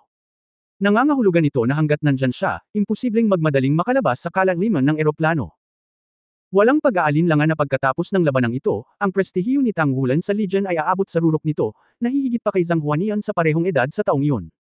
Pagkatapos ng lahat, kahit na si Zhang Huanian ay napakatalino, wala siyang kakayahang bantayan ang kalaliman sa kanyang sarili. Hanggat sumang-ayon si Tang Wulan, walang alinlangan, tiyak na hindi magdadalawang isip si Ming Jingdao o Zhang Huanian na ipaubaya sa kanya ang posisyon ng commander ng Blood God Legion, dahil walang mas angkop kaysa sa kanya, at tiyak na makukuha niya ang suporta ng buong Legion. Sa kasamaang palad, huli na upang pagsisihan ito. Buti na lang at mukhang hindi rin nagtatanim ng sama ng loob ang binatang ito. Sa pag-iisip nito, hindi napigilan ng kanyang mga mata na hanapin ang kanyang anak sa karamihan. Hindi nagtagal, nakita niya ang figure ni Long Yuzo. Si Long Yuzo, bilang pinuno ng Secret Service, ay may pananagutan sa paglaban sa sunog sa larangan ng digmaan at handang palakasin ang mga pangmatagalang pag-atake. Sa sandaling ito, bagamat siya ay nag-iinarte, ang kanyang magagandang mga mata ay hindi iniwan ng gintong figure na lumulutang sa hangin. Anak, may pangitain ka pa. Sana may chance ka talaga. Ngumiti si Long Chanwo na medyo naninira sa sarili. Mula sa sandaling ito, hindi na niya gustong hadlangan ang kanyang anak. Hindi niya maiwasang isipin ang sarili ng sarkastiko na sa kontinente ng Daoluo, ito ay talagang isang mundo na iginagalang ng lakas. Kahit na ang kalaban na haharapin ng batang ito sa hinaharap ay napakalakas, sa kanyang kakayahan, hindi dapat magkaroon ng problema sa proteksyon sa sarili. Nang biglang nagbago ang iniisip ni Long Chanwo, biglang kumunat ang kanyang noo, dahil nalaman niyang tahimik na lumitaw sa kanyang puso ang hindi maipaliwanag na lamig. Ang chill na ito ay lumitaw na napaka-espesyal, bilang isang pinamagatang Daoluo level powerhouse, ang kanyang perception ay napakatalam. Hindi maganda. Ano ang problema? Hindi sinasadyang umasa si Long Chanwo sa kanyang sariling pangunawa upang tumingin sa isang direksyon. Sa abot ng kanyang paningin, tila walang pagbabago, ngunit sa sandaling ito, biglang, ang kanyang mga mata ay nahulog sa isang sundalo ng Blood God Legion. Ito ay isang sundalo na namamahala sa pagkontrol sa Soul Guidance Cannon. Mukhang maayos naman ang mga galaw at koneksyon niya. Gayunpaman, sa pangunawa ni Long Chanwo, malinaw na naramdaman niyang iba siya sa iba. Ang kanyang martial soul ay yelo at nyebe, at sa mundong ito na puno ng yelo at nyebe, ang kanyang pangunawa ay mas malakas kaysa sa malakas sa parehong antas. At dahil sa distraction kanina, wala sa main battlefield ang atensyon niya, kaya nagkaroon ng pagbabago sa kanyang perception. Hindi umimik si Long Chanwo, ngunit sa halip na lapitan ng taong iyon, pinakilos niya ang kanyang espiritong kapangyarihan ng walang bakas. Naniniwala siya sa sarili niyang paghatol. Ngunit sa sandaling ito, tila may naramdaman din ang tao. Ang Soul Guidance Cannon sa kanyang kamay ay biglang tumigil sa pagpapaputok, tumayo ng tuwid, lumingon, at tumingin kay Long Chanwo. Ang nakita ni Long Chanwo ay isang batang mukha na may malabong ngiti sa kanyang mukha, ngunit ang kanyang ngiti ay malinaw na puno ng masamang alindog sa mga mata ni Long Chanwo. Ito ay Sa sumunod na sandali, gumalaw ang tao, at sa isang iglap ay tila naging balahibo ng usok. Hindi lang siya, kundi 8 figure ang biglang gumalaw sa magkaibang direksyon. May kabuuang 9 na tao ang sumugod sa direksyon ng 9 na mga Diyos ng dugo ng halos sabay-sabay. Lahat sila ay napakabilis, at ang battle armor ay kumikislap sa kanilang mga katawan, lahat sila ay 3 character battle armor level. Sa isang hininga ng paglilinang, lahat sila ay umabot sa antas ng titulo Daoluo. Ang higit na nakakatakot ay ang isang malakas na masamang aura ang lumabas sa kanila, at sa ilang sandali, ang orihinal na napaka-stable na Blood God Array ay kitang-kitang naindayog ng epekto ng masamang aura mula sa labas ng mundo. Walang alinlangan, ang Blood God Array ay napakalakas, at masasabing ito ang pinakamakapangyarihang array sa buong planeta ng Daoluo, ngunit mayroon din itong mga problema, ibig sabihin, ang array na ito ay maaari lamang itutok sa iba't ibang eroplano. Umiral. Ang kapangyarihan ng eroplano na nabuo sa pamamagitan ng kapangyarihan ng lupa sa araw na iyon ay pagtatiboy lamang sa mga tagalabas. At wala itong epekto sa mga nilalang na umiiral sa mismong eroplano. Sa sandaling ito, ang 9 na mga figure na biglang sumugod palabas ay walang alinlangan na hindi ang pagkakaroon ng Abyss Plane, ngunit sila ay direktang sumugod sa 9 na mga Diyos ng dugo na nagpakilos sa porma sayon na may walang ingat na saloobin. Ang pagbabagong ito ay napakabigla na ang lahat ay nahuli. At sa oras na ito, sa kailaliman, gumalaw din ang Black Emperor na malamig na nagmamasid sa labasan ng daanan. Pinamunuan niya ang 6 na Abyss King, halos sabay-sabay na umaatake sa labasan. Ang loob ay dapat na pinagsama sa labas, at ang loob at labas ay dapat maapektuhan. Oo, ito ang pagkakataong hinihintay ng Black Emperor, mula sa pagkakataong hatid ng kanilang mga katuwang. Ang sitwasyon na naging matatag ay biglang nagbago, na hindi inaasahan ng sinuman. Kahit na ang walang awa na si Daoluo Caudesi ay hindi inaasahan na sa isang liblib na bundok na nababalutan ng nyebe, biglang may lilito na mga panloob na kaaway, at napakaraming lumitaw sa parehong oras. Si Mingjing Daoluo Zhanghuanian ang namumuno sa pangkalahatang sitwasyon, at ang kanyang reaksyon ang pinakamabilis. Nang matuklasan ni Long Chanwo na may mali, agad niyang ipinaalam sa kanya sa pamamagitan ng voice transmission. Gayunpaman, ang mga kaaway na ito ay nagreaksyon ng napakabilis, at lahat sila ay tumalon ng sabay-sabay sa Diyos ng dugo, at sila ay nahuli. Ang 3 character battle armor master na sumugod kay Shai ay ngumisi, biglang may isang sinag ng liwanag ang bumungad sa kanyang likuran, at dumiretso sa Zhanghuanian. Sa sandaling lumitaw ang grupo ng liwanag na iyon, ito ay sumabog na may labis na nagliliyab na gininto ang liwanag, at ang malakas na metal na hininga ay sumabog ng walang kabuluhan. Paanong hindi makikilala ni Zhanghuanian na ito ay isang 9 na antas na fixed-mounted soul-guided cannonball? Ang mapanirang kapangyarihan ng bagay na ito ay sapat na upang masira ang buong burol sa lupa. Higit pa rito, napakaraming sundalo ng Blood God Legion. Walang pag-aalinlangan, agad na bumukas ang maliwanag na mirror domain ni Zhanghuanian at direktang nilamon ang 9-level fixed-mounted soul-guided shell. Sa sandaling ito, ipinakita ng commander ng Blood God Legion ang kanyang mapagpasyang kapangyarihan. Ni hindi na niya muling tiningnan ang 9 na Diyos ng dugo. Pagkatapos lunukan ang nakapirming nakamount na soul-guided shell na may mirror domain, kumislap siya at sumugod sa Blood God Array. Ang mga shell na ginagabayan ng kaluluwa ay lumipad patungo sa 7 hari sa kailaliman na sumugod sa ibaba. Alam na alam ni Zhanghuanian na sa oras na ito, imposible para sa kanya na pangalagaan ang magkabilang panig, at maaari lamang siyang pumili ng isang panig na pakakawalan. Bagamat malakas ang kalaban sa labas, nandoon pa rin ang buong Blood God Legion na kalabanan, at ang kaaway sa loob ang pinaka-nakakatakot. Kapag ang maraming malalakas na eroplano sa kailaliman na pinamumunuan ng Black Emperor ay sumugod palabas, iyon ang magiging tunay na sakuna. Sa makatuwid, pagkatapos niyang matanggap ang fixed-mounted soul-guided shell sa domain, lumabas siya sa loob ng walang pag-aalinlangan, gamit ang 9 na antas na fixed-mounted soul-guided shell na ito upang hadlangan ang makapangyarihang tulad ni Heidi. Ang 9th-level fixed-installed soul-guided artillery shell ay isang pag-atake ng terorista na kahit ang Extreme Daoluo ay ayaw harapin ng direkta. Kung hindi, paano nawasak ng 12 antas na fixed-installed soul-guided shell ang buong Shrek Academy? Walang duda na ang pinili ni Zhanghuanian ay napakatama. Kapag siya ay kinaladkad sa labas, ang mga panloob na problema ay magiging mas malaki. Gayunpaman, sa oras na ito, halos sabay-sabay na nagdusa ang 9 na Diyos ng dugo. Ang reaksyon ni Long Chanwo ay ang pinakamabilis. Sa wakas ay napigilan niya ang kaaway na natuklasan niya nang sumugod siya sa harap ni Zuba. Hinarang ng malabag yung pag-atake ang kalaban, ngunit napakalakas din ng kalaban.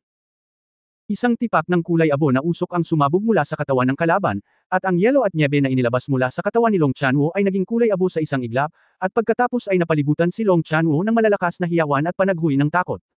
Evil Soul Master. Umungol si Long Chanwo. Itinaas ang kanang kamay sa harap niya, isang nagyayelong asol na kono ng yelo ang bumangon mula sa lupa. Sa sandaling tumaas ang kono, isang kakaibang eksena ang lumitaw. Ang siyam na langit at lupa na aura sa himpapawid ay agad na naghiwalay at nahulog sa kono, dahilan para biglang lumaki ang kono ng yelo. Ang lahat ng masasamang aura ay nagyelo sa isang iglap, at ginabayan ng Ice Spirit. Ang Blood God Legion ay kayang bantayan ng Abyss Plane sa loob ng 6,000 taon, na natural na hindi pangkaraniwan, lalo na ang malalakas na lalaki na nagbabantay sa pamana ng pamilya, lahat sila ay makapangyarihan. Kung ikukumpara sa mga ordinaryong Panginoon ng kaluluwa, ang kapangyarihan ng mga masasamang Panginoon ng kaluluwa ay higit na nakasalalay sa pagiging kakaiba, ngunit sa harap ng mga tunay na makapangyarihang Panginoon ng kaluluwa, hindi sila maaaring magkaroon ng malaking bentahe sa bagay na ito. Nagbago talaga ang mukha ng masamang kaluluwa master, at mabilis na umatras ang kanyang figure. Dumating siya para umatake, pero ayaw niyang mamatay. Nang naturok ang hininga ng Ice Spirit, naramdaman na lang niya na malapit nang magyelo ang kanyang kaluluwa. Ang isang masamang espiritong master technique ay lubhang hamina. Hindi humabol si Long Chanwo, ang ice cone sa kanyang harapan ay lumipad palabas na parang kidlat, na kinukuha ang aura ng Ice Spirit, at diretsyong lumipad patungo sa kabilang Evil Spirit Master sa kabilang panig. Sa oras na ito, ang pinakamahalagang bagay ay ang iligtas ang siyam na Diyos ng dugo. Ang pinakamalaking bentahe ng mga biglaang masasamang espiritu na ito ay ang biglaang, sa sandaling mawala ang kanilang biglaan, sa pulutong na ito ng 10,000 mga sundalo ng hukbo ng dugong Diyos, kahit na hindi nila mapasaya dahil sila ay tatlong karakter na Battle Armor Masters. Ngayon ay hindi ang edad kung kailan ang isang title Daoluo ay maaaring makipagbuno sa hukbo.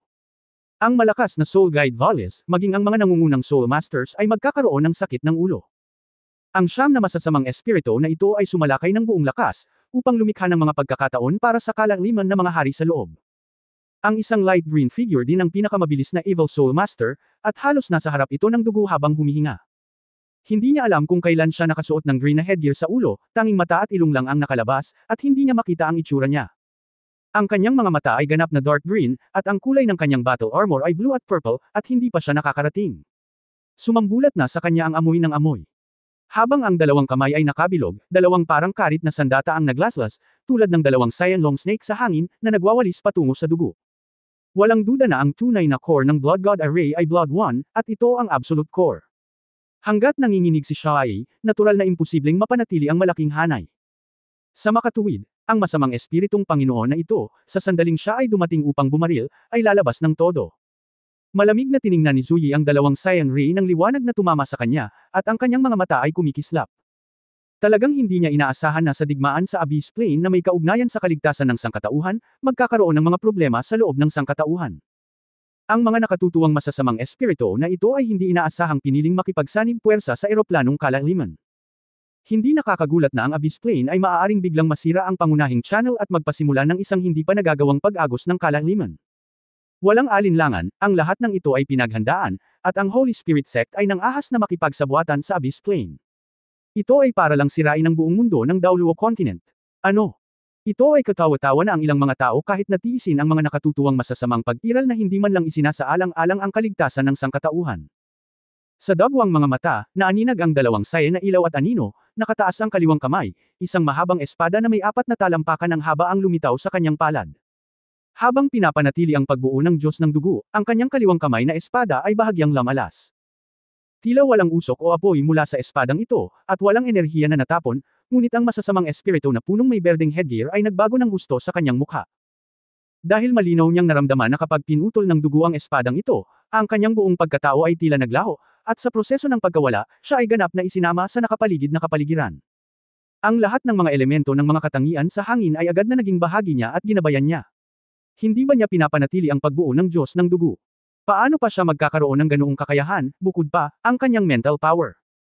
Ang dalawang mahabang asul na ahas ay nagkawatak-watak sa isang iglap, at ang Invisible Sword Intent ay tahimik ding nahulog sa masamang Soul Master. Nagkaroon lamang ng panahon ng Evil Spirit Master para harangin ang isang pares ng karit sa kanyang dibdib. Sa sumunod na sandali, naputol ang mga karit, at ang sandata ng labanan sa kanyang dibdib ay gumuho at nabasag. Lumipad din ang buong tao ng patiwarik, at ang isang subo ng dugo ay direktang na-spray sa kanyang face mask. Napakataas na ng pagtatansya ng Holy Spirit Sect sa Tang Sect Master, Palace Master ng Daoluo, at Ruthless Daoluo. Ngunit sa parehong oras, alam din nila kung gaano karaming enerhiya ang kinakailangan upang mapanatili ang malaking pagbuo ng Blood God Array na nagpapakilos sa kapangyarihan ng eroplano, ngunit minamaliit pa rin nila ang isang ito. Sa proseso ng pagpapanatili ng malaking porma sayon, sa hindi inaasahang pagkakataon ay nagkaroon siya ng ekstrang kapangyarihan, at sa isang suntok lang, nasugatan niya ng husto ang free character battle armor master na responsable sa mga sneak attack at nagkaroon ng super Daoluo level of cultivation. Matapos maabot ng cultivation days ang isang tiyak na antas, ang bentahe ng Evil Soul Master ay wala na. May bakas ng panghihinayang sa mukha ni Zhu. Ang masasamang Espiritu Master na nakalusot sa kanya ay napakalakas pa rin kung tutuusin. Ang akala niya ay kaya niyang patayin ang kalaban sa isang espada, ngunit ngayon ay tila mas malala pa rin ito. Sa oras na ito, ang lahat ng iba pang mga Diyos ng dugo ay sinalakay din. Sa katunayan, kung ito ay nasa ilalim ng normal na mga pangyayari, ang palihim na pag-atake na ito ay magiging nakamamatay sa kanila, at magiging mahirap para sa kanila na iligtas ang kanilang mga kamay upang lumaban. Pero mas maganda ang sitwasyon ngayon. Ang feedback mula sa Seed of Life ay nagbibigay daan sa kanila na mabawi ang sigla na kanilang nakonsumo noong sinimulan ang Blood God Array. Sa relatibong pagsasalita, mayroon pa ring kaunting lakas upang harapin. Parehong maayos na hinarang ng Blood 2 at Blood 3 ang Evil Soul Master na umaatake sa kanya. Pagkatapos ang mga masasamang espiritu na ito ay naharang at inatake ng malalakas na lalaki ng Blood God Legion. Gayunpaman, ang sitwasyon ng mga Diyos ng dugo mula sa Blood 4 hanggang Blood 9 ay hindi masyadong optimistiko. Si Zuba ang pinakamaswerteng isa, ang masamang Soul Master na umatake sa kanya ay pinatigil ni Long Chanwo sa unang pagkakataon. Ang sitwasyon ni Zhu Jio ay pinakadelikado, at ang masamang espiritong Panginoon na sumalakay sa kanya ay nasa itaas pa rin niya.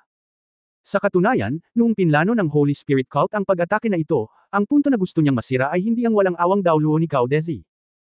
Para sa iba pang mga Diyos ng dugo, hawak nila ang pinakamahusay na maaaring makaapekto sa kanila, at hindi sila makakaapekto sa kanila at sapat na upang maakit ang atensyon ng hukbo ng Diyos ng dugo upang lumikha ng kaguluhan.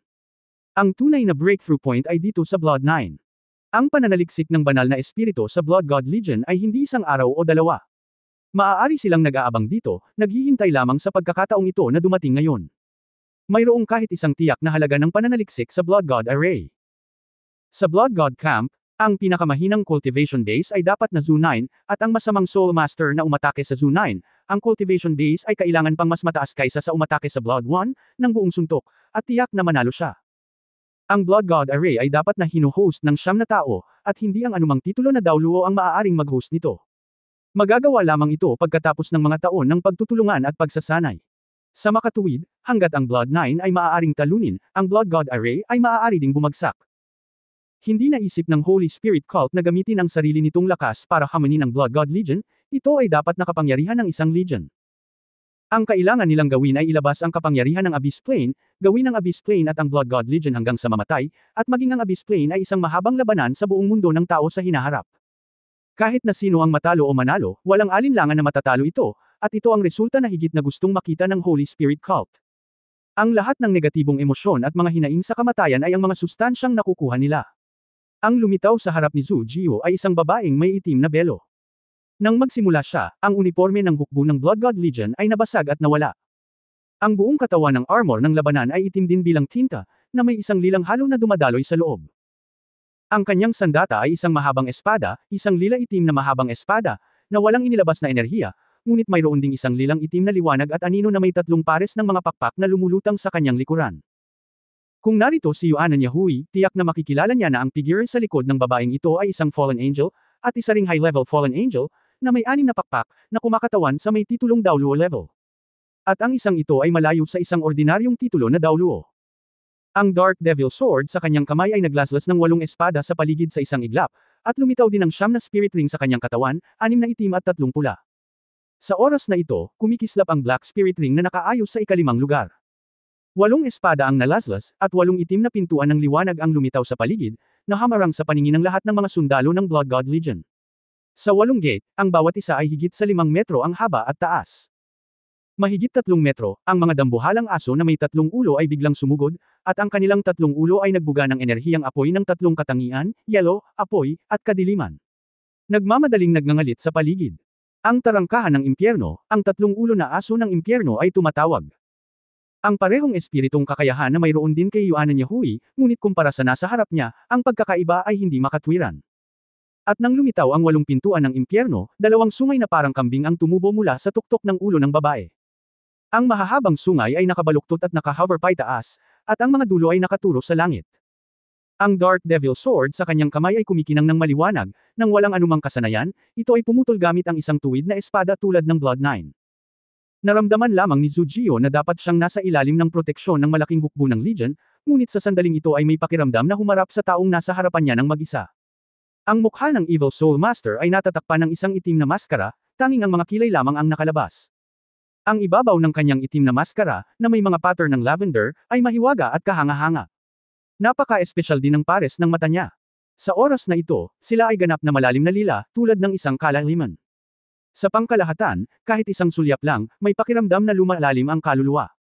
Dumating kaagad ang mahabang espada sa harap ni Zujio, at ang mukha ni Zujio ay nagbago ng husto.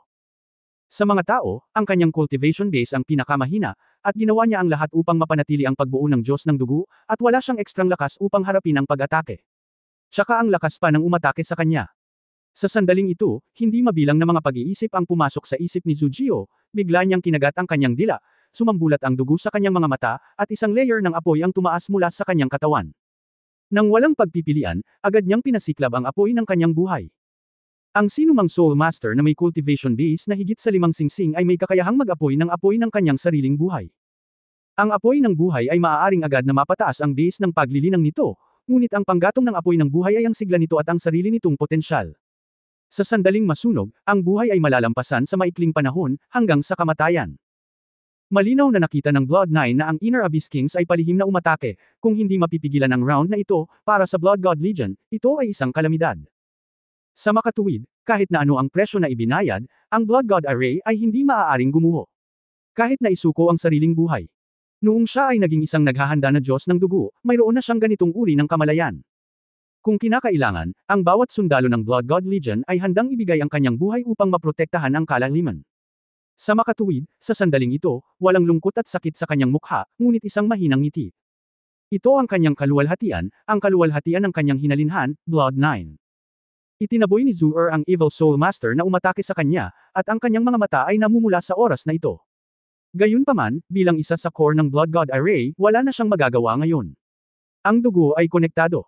Natakpan man ito ng tarangkahan ng impyerno, kitang-kita niya ang hindi pa nagagawang sublimation ng sigla ng kanyang anak. Ano ang ibig sabihin nito? Napakalinaw niya. Napapaligiran ng banal na apoy ng buhay, nagpabuntong hininga si Zujio, itinaas ang kanang kamay, at lumabas ang sibat mula sa manipis na hangin, na may patong ng kinang na parang banal na liwanag, na nag-click sa Dark Magic Sword. Sa malutong na tunog, ang sibat at ang katawan ni Zujio ay sabay na nanginginig, at ang kanyang mga mata ay hindi maiwasang mabigla. Kahit na nag-aapoy na ang apoy ng buhay, hindi pa rin niya mapigilan ang pag-atake ng masamang espiritong ito. Makikitang napakataas ng cultivation ng kalaban na higit pa sa antas niya. Ang parehong free character battle armor master, ang pagkakaiba sa lakas ay kasing laki niyan.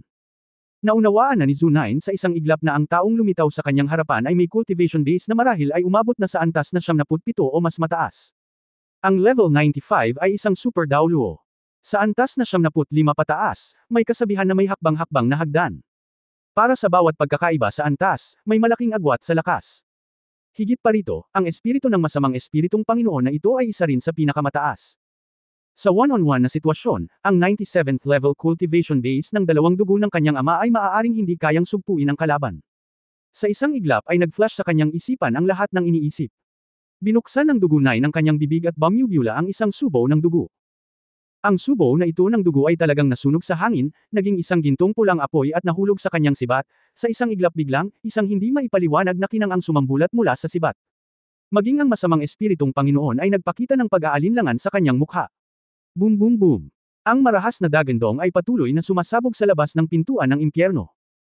Kahit na ang cultivation base na ito ay napakataas, ang lakas ng pag-atake ng Blood God Legion ay pambihira, at ang kanyang tarangkahan ng impyerno ay hindi maaaring tumagal ng masyadong mahaba.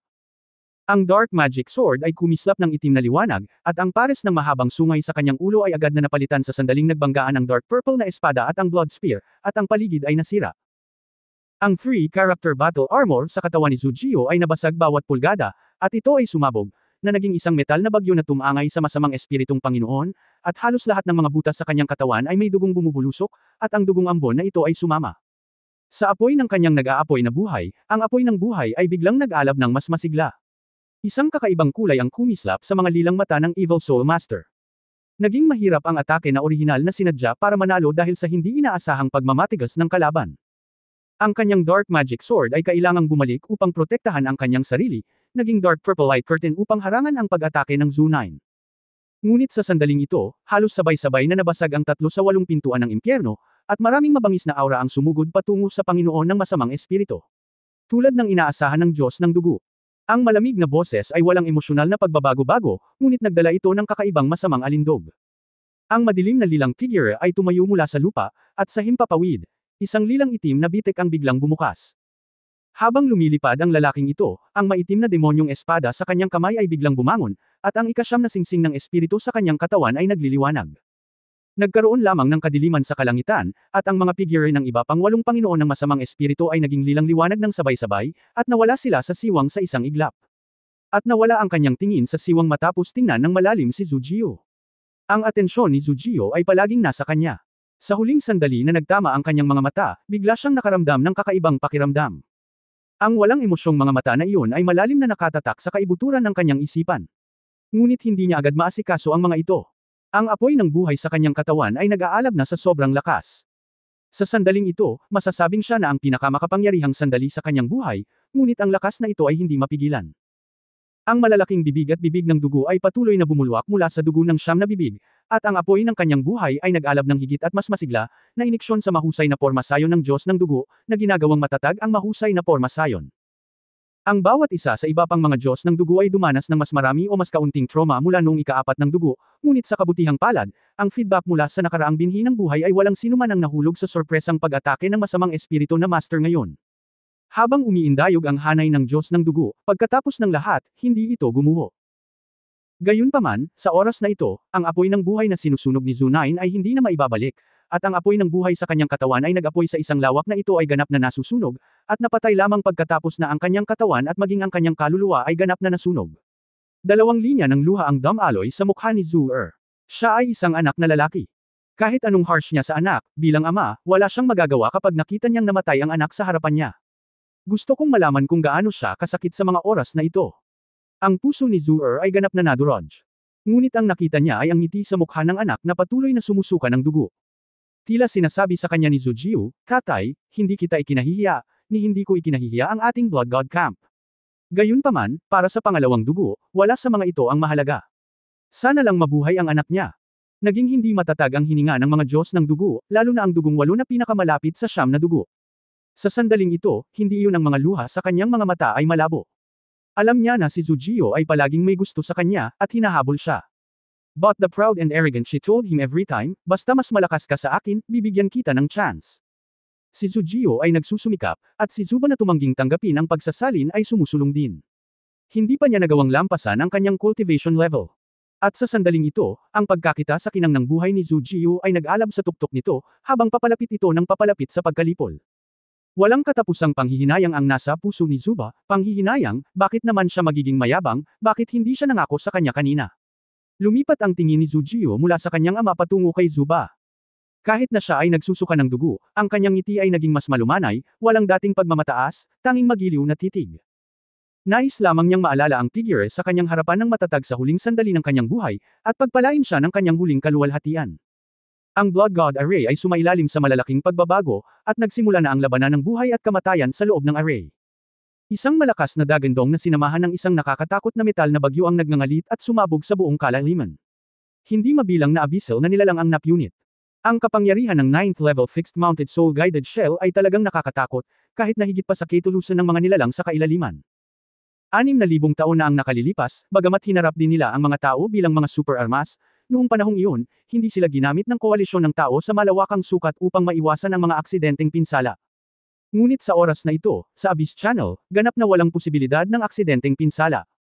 Kaya naman, nang ang 9th level fixed mounted soul guided artillery shell ay itinapon ni Mingjing Daoluo Zhanghuanian at sumabog, agad nitong hinarangan ang singil ng 7 Abyss King. Ang mga pakpak ay kumalat sa kanyang likuran at naging madilim na kalangitan. Binantayan ng Black Emperor ang lahat ng iba pang 6 na hari sa kailaliman sa likod niya. Ang itim na salamangka na lumalamon sa ambon ay namumulaklak ng buo, na bumangga sa nakatutuwang metal na bagyong iyon. Upang mapanatili ang iba pang 6 na Abyss Kings, kailangan niyang labanan ang paputok na kapangyarihan ng 9 na antas na fixed-mounted soul-guided shell. Sa ilalim ng nakakabaliw na epekto ng enerhiya na iyon, sa cultivation base ng Black Emperor, ang kanyang aura ay hindi maaaring makatulong na mabawasan ng husto. Ang sumasabog na enerhiyang ito ay hindi maa-absorb ng Black Demon Devouring Mist. Sa buffer na ito, sina Zhang Huanian at Tang Wulan ay nagsama. Sabi ni Zhang Huanian sa malalim na boses kay Tang Wulan, hawak mo ang gitna at wala kang pakialam sa iba. Nasa akin ang lahat.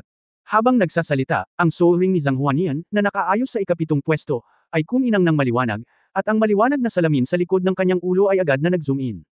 Sa isang kisap mata, ito ay naging isang malaking salamin na may diameter na higit sa 100 metro. Si Zhang Huanian mismo ay ilusyon. Pumasok dito. Ang tunay na katawan ni Ming Jing. Huminga ng malalim si Tang Wulan at sumigaw sa malalim na boses, Shi Luo, lahat, tulungan mo ako.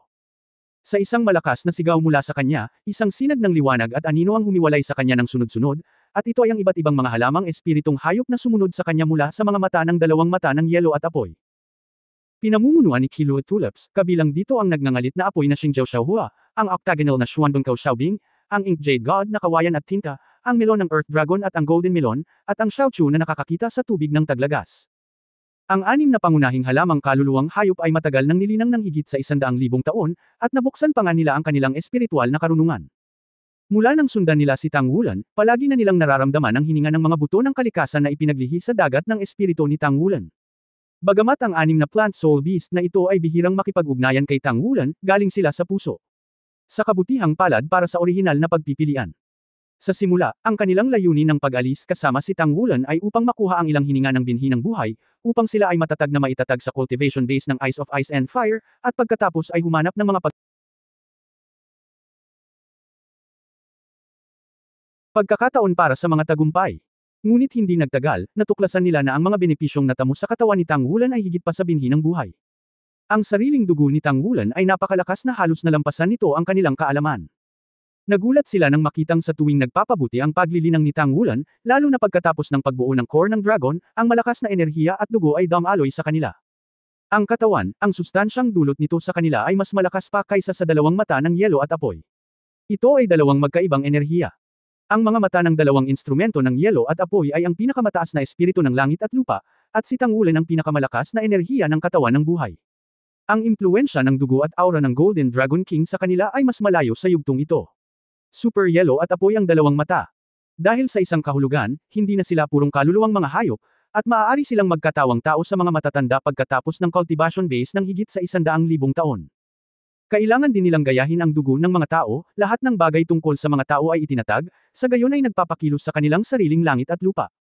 Kahit na hindi mo piliin na muling buuin, kailangan ang prosesong ito. At ang pinakamahirap na bahagi ng kanilang paglilinang ay namamalagi sa kahirapan ng paggaya sa bloodline aura. Ang malakas na aura ng bloodline ni Tang Wulan ay naglalagay at nagpapalusog sa kanilang mga katawan, na nagbibigay daan sa kanila na makakuha ng malalaking benepisyo ng hindi nakikita, at sa una ay nagpapatatag ng kanilang anyo bilang tao. Siyempre, hindi lang sila humihingi, energy is conserved, and while gaining, tahimik din silang nagbabayad.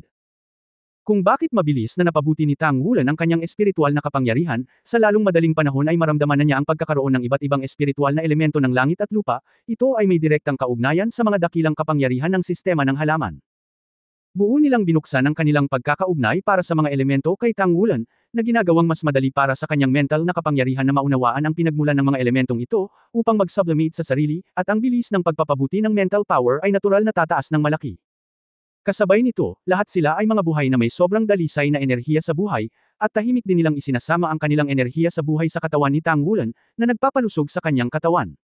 Masasabing ang hininga ng binhi ng buhay, pagkatapos na salain ng mga ito, ay mas angkop na sipsipin ni Tang Wulan. At ang lahat ng ito ay ginagawa sa banayad na paraan. Sa makatuwid, kahit na hindi tinanggap ni Tang Wulan si Tian Kai Dibao sa mga mata ni Bing Woli ang tulad ng kanyang mga kaibigan, sa katunayan, unti-unti niyang natamo ang pinakamalaking benepisyo, at nagawa niyang gumawa ng mga tagumpay sa napakaikling panahon ng walang anumang alalahanin. Sa sandaling ito, ang 600,000 taong kaluluwang hayop ng 6 na sistema ng halaman ay lumitaw sa parehong oras, at ang aura ay ganap na naiiba mula sa orihinal. Sa paligid ng bawat katawan ay ang kaharian na nabuo sa pamamagitan ng kanilang sariling mga katangian.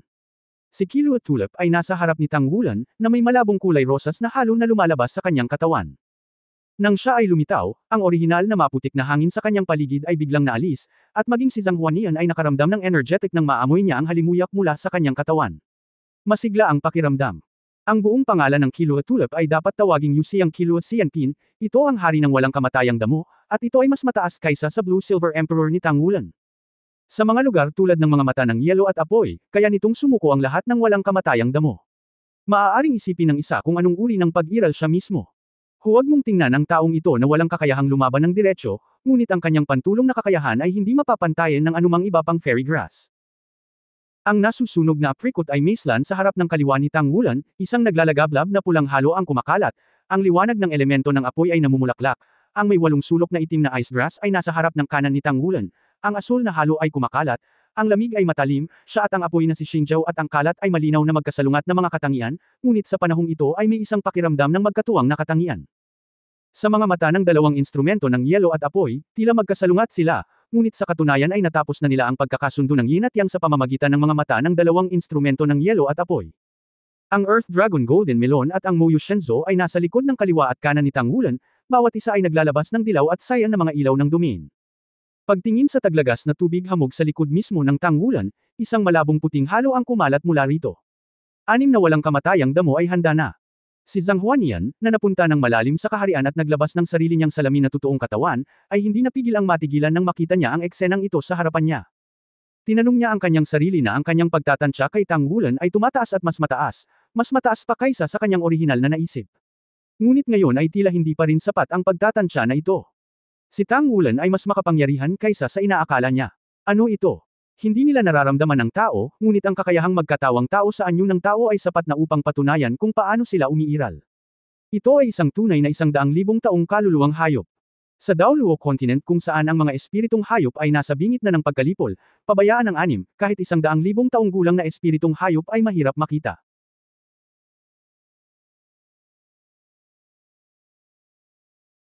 Isang bilog ng halos ang tumaas mula sa mga paa ni Tangwulan, itim, berdeng ginto, orange na ginto, 6 na spirit ring na maayos na nakaayos. Oo, hindi alam, kahit si Tangwulan mismo ay hindi alam kung kailan ang spirit ring sa kanyang harapan ay tumaas sa antas ng 10,000 taong black spirit ring.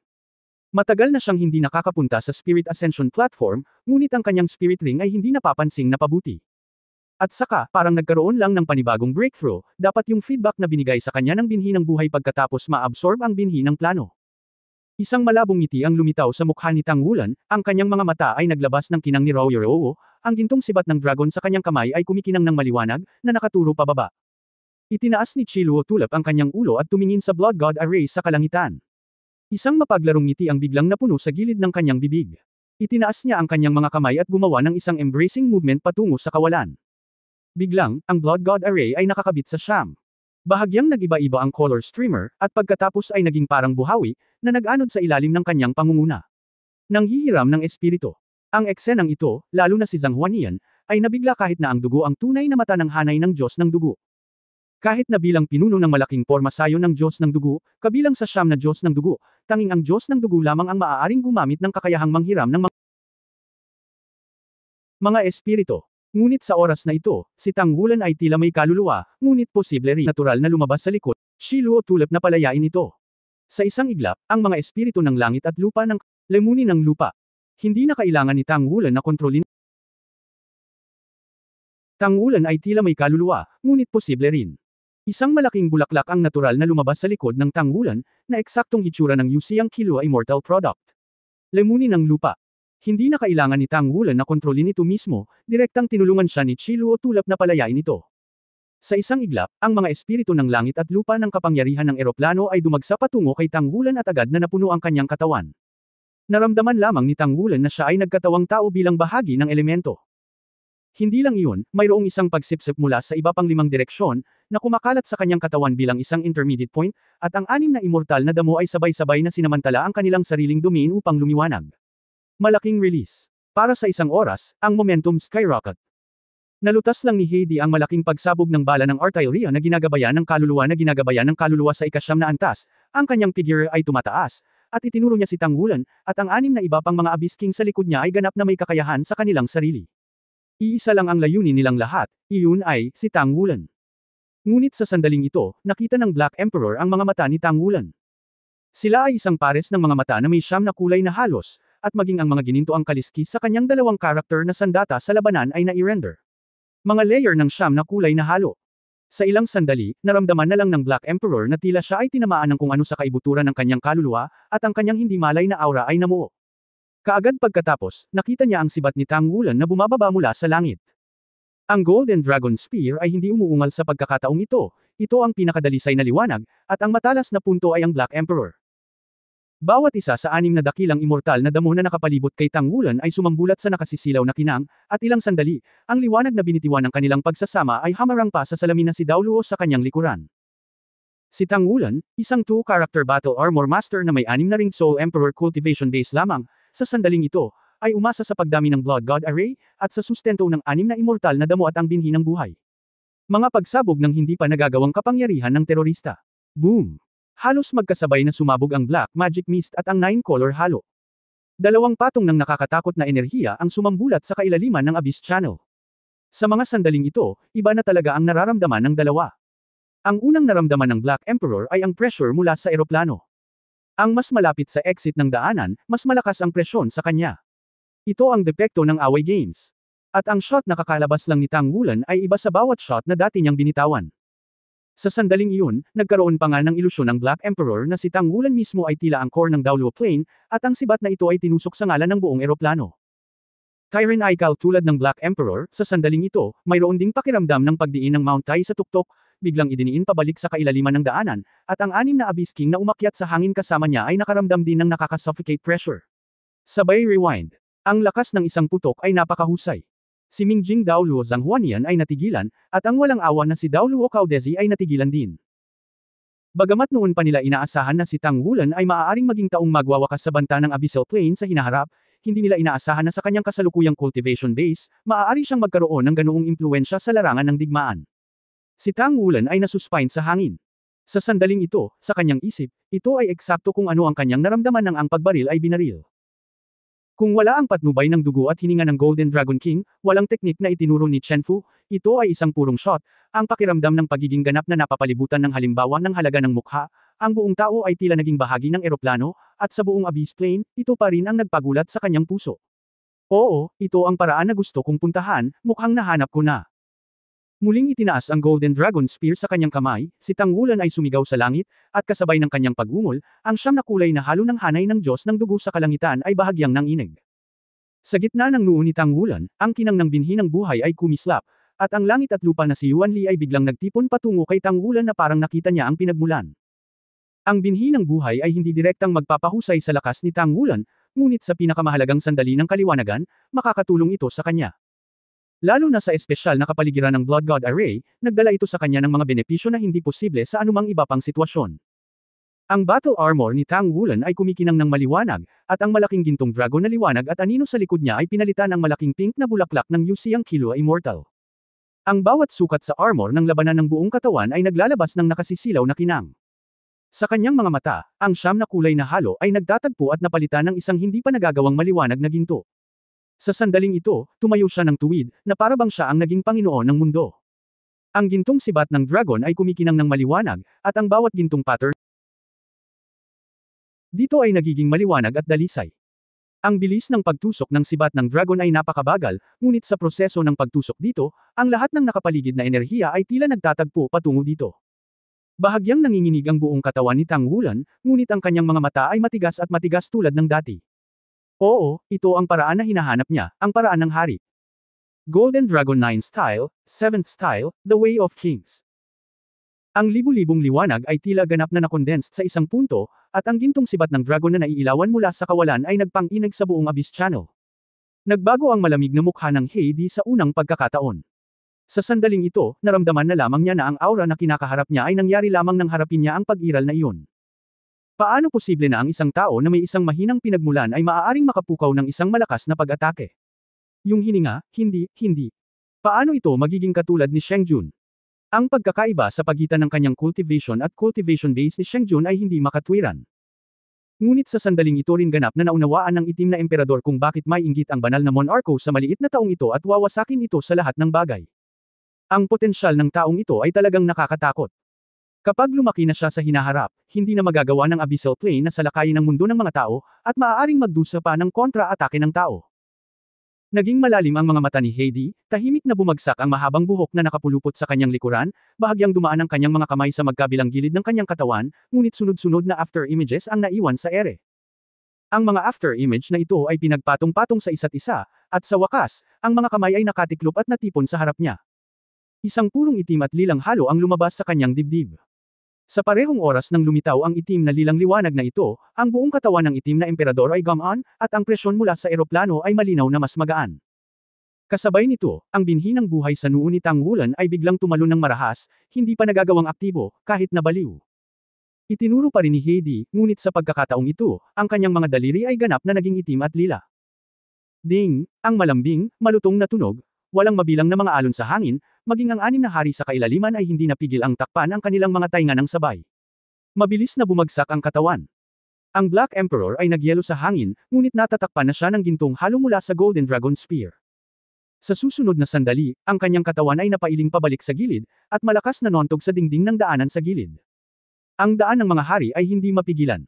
Ang gintong liwanag ay nakasisilaw at dumiretso sa bangin. Matapos maabyutan ng umaatras na hari ng kailaliman, halos agad-agad, tumagos ito sa kanyang dibdib. Nagtagpo ang ginintoang liwanag, at sa sumunod na sandali, ang hari ng kailaliman na natusok ay ibinalik ng direkta sa harap ni Tang Wulan. Ang buto ng buhay ay biglang lumitaw, at ang Cyan Vine ay biglang tumusok sa katawan ng Abyss King, direktang dinakma ang binhi ng buhay nito. Ang ganap na naiiba sa mga nauna sa Der Spiegel Domain ay ang aura ng binhi ng buhay sa oras na ito ay hindi alam kung ilang beses itong mas malakas. Isang putok lang, nakontrol niya ang matinding na sugatan na hari, at ang abyssal na aura ng isang ito ay mabilis na nawala sa bilis na nakikita ng mata, at ang binhi ng eroplano ay wala man lang kapangyarihan na kumawala. Nang makita ko si Shai sa eksenang ito, biglang natauhan ang puso ko, at kasabay nito, sa wakas ay lumitaw ang isang ngiti sa kanyang mukha. Hindi lang siya, halos mapatay na ang apoy ng buhay sa kanyang katawan, at nagsimula na ngang maging transparent ang buong figure, na may ngiti sa labi. Napagtanto ni Shai na sa simula, mali ang paglipat niya kay Tang Wulan. Si Tang Wulan at ang mahiwagang enerhiya ng buhay sa kanyang katawan ay dapat na aktibo sa loob ng Blood God Array noong una. Ang kapangyarihan ng eroplano at ang espiritu ng langit at lupa na naaakit ng hanay ng Diyos ng dugo ay maaaring magbunga ng hindi mabilang na malaking pagtaas para sa kanila, na ginagawa silang tunay na ubod ng pagsugpo sa kailaliman ng eroplano. Ito ay isang bagay na hindi nangyari sa loob ng 6,000 taon. Sa oras na ito, tila kung ang itim na emperador ay hindi lang tuluyang nakaalis, malamang na nawasak siya sa oras na ito. With the power of one person, one shot, sobrang galing.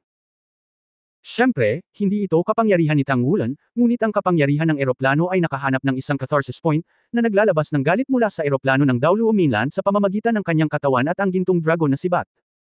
Bagamat ang eroplano ng Daoluo Continent ay hindi maaaring maging mas malakas kaysa sa kailaliman sa mga tuntunin ng antas, huwag kalimutan na sa eroplanong ito, tunay na ipinanganak ang mga Diyos.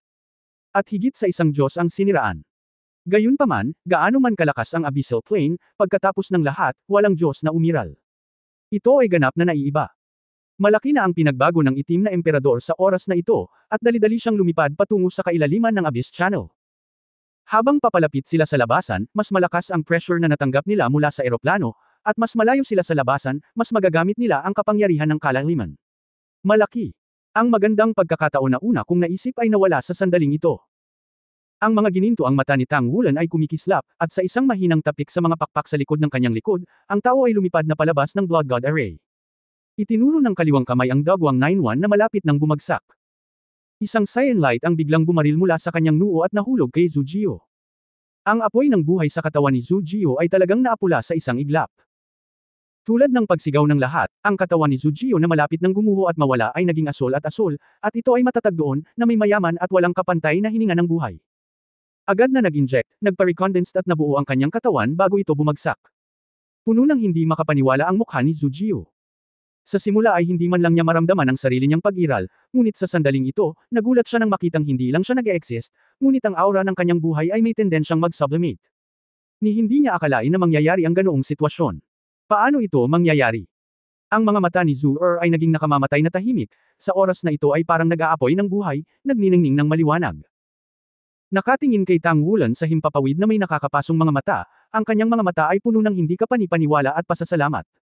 Siyempre, nararamdaman ni Tang Wulan ang lahat ng nangyari sa labas ng Blood God Formation. Nang isakripisyo ni Zhu Jio ang kanyang sarili upang mapanatili ang porma sayon sa lahat ng bagay, siya ay labis na naantig. For more videos please like, share and subscribe.